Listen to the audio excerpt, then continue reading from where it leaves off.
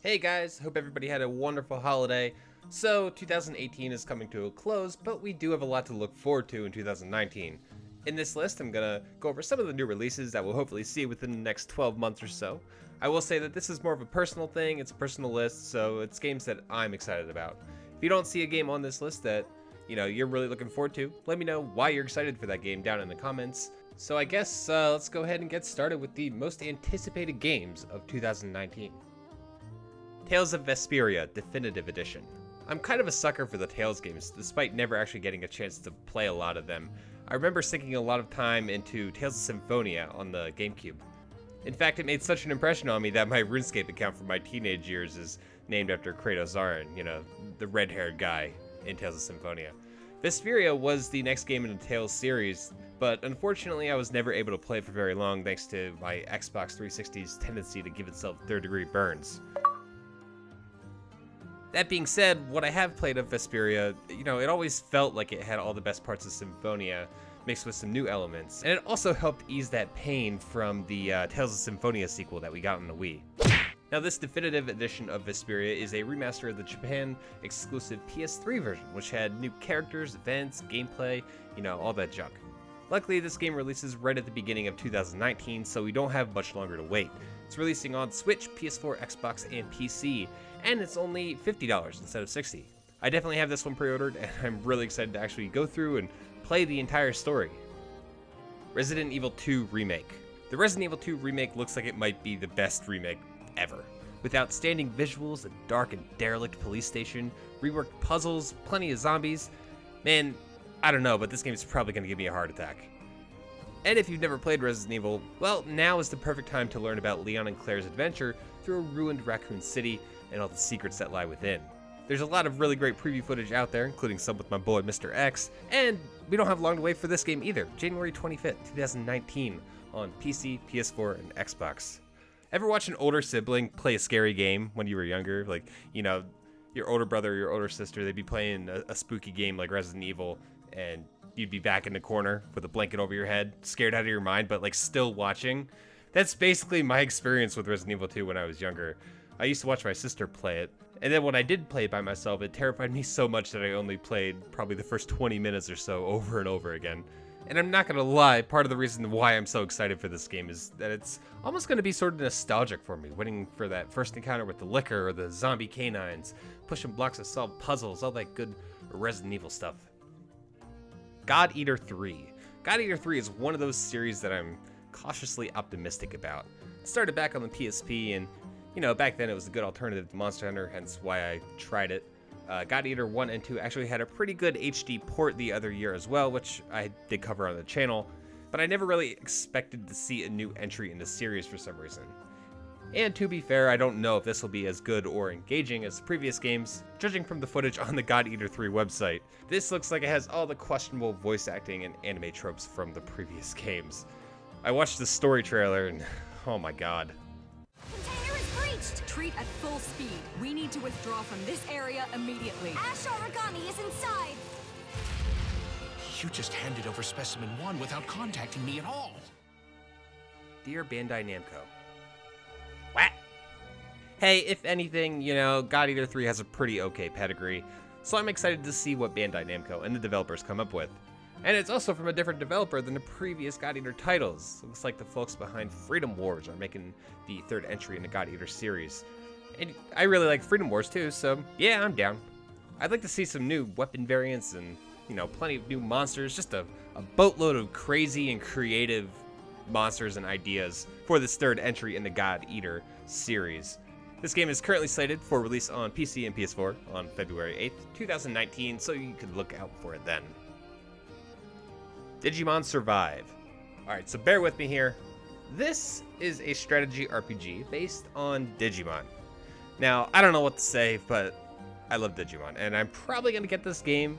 There's not a whole lot of details on this title so far, but if the announcement trailer is to be believed, it might feature some more mature things. And that's always one thing that Digimon has always had over its contemporaries like Pokemon.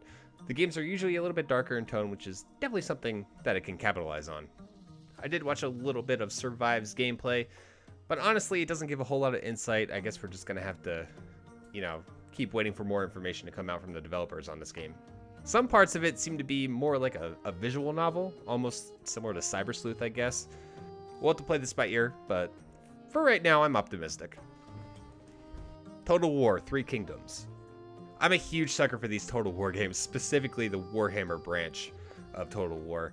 I put a lot of time into Warhammer 1 and 2, and the recently released Pirate DLC for Warhammer 2 was freaking awesome.